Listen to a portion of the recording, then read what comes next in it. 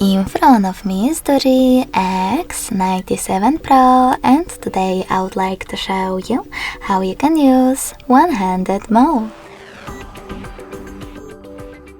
First of all, go into Settings, scroll all the way down and tap on Intelligent Assistance.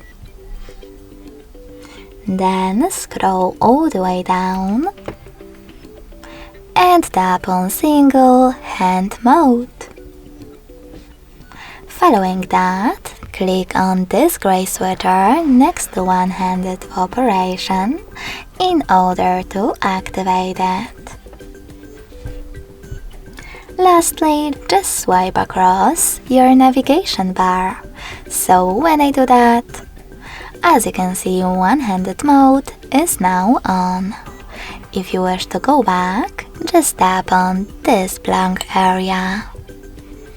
In order to disable one-handed mode completely, click on the same No Blue sweater. Thanks so much for watching. If you enjoyed this video, smash that like button, comment and subscribe. Bye!